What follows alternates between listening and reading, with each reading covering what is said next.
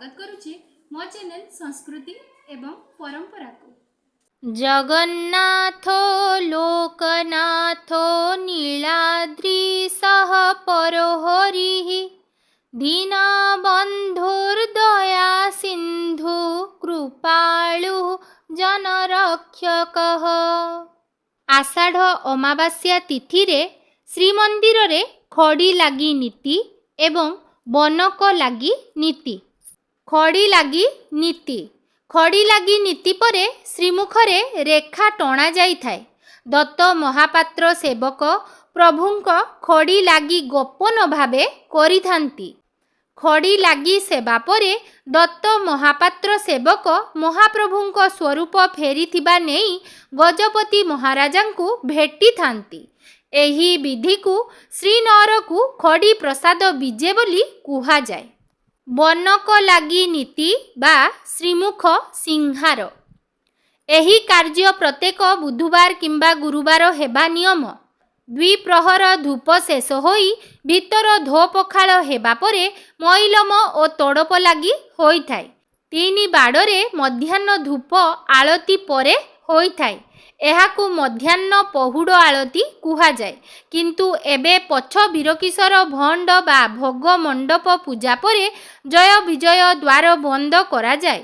तीन जन दत्त महापात्र सेवक बनक बाटी सारी पेड़ारे बनक धरी बेहरण द्वार देई सिंहासन उपरकू उठंती। गरा बड़ुठारू हातुआणी नहीं बनक लागी आरंभ करंती। सेमाने मुदुली ठारू कर्पूर जल ओ चांगड़ा मेकाप ठारू श्रीकपड़ा नहीं थांती। मझी बाड़े बनक लागी समय रे पालिया मेकाप अखंड ठारू बैठा नहीं देखांती। बनक लागी शेष हेबा परे दत्त महापात्र माने सिंहासनरू ओह्लाई आसंती। तापरे पालिया मेकाप सिंहासन धुए। तीन जन पूजा पंडा सिंहासन तले बसी ठाकुर मानंकु पंचामृत रे महास्नान करांती। एही महास्नान पूजा षोडश उपचार पूजा अटे। बनक लागी पाई हिंगुल हरिताल शंखभस्म कर्पूर कईथठा कस्तूरी कला तेल इत्यादि दरकार होई थाए।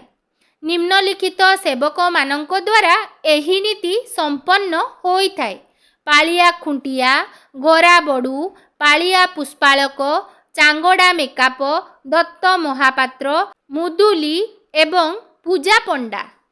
सकल वृत्तांत जान जगन्नाथ कि कहिबी मुह खोली अंतर वेदना करे आनमना क्षणे जाए ताहा भूली।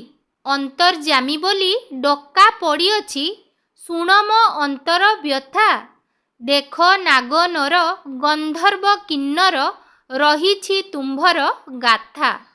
तेबे पवित्र श्रीमंदिर रे खड़ी लागी नीति एवं बनक लागी नीतिर पावन अवसर रे खड़ी लागी सेवा हेबा परे दत्त महापात्र सेवक महाप्रभुंक स्वरूप फेरिथिबा नेई किपरि भाबरे श्रीनगर को खड़ी प्रसाद विजे नीति अनुष्ठित करी गजपति महाराजांकु भेटी महाप्रभुंक सुस्थ हेबार वार्ता देइथांती। सेही दिव्य दुर्लभ दृश्य को आमे माने मध्य आगकू वीडियो माध्यम रे दर्शन करिनेबा चालंतु।